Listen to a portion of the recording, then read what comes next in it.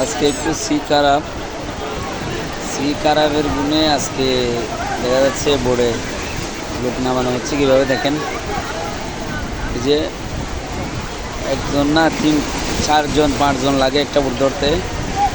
এই যে দেখেন কীভাবে নামছে, দেখেন দেখেন একটু কীভাবে নামতেছে এরা।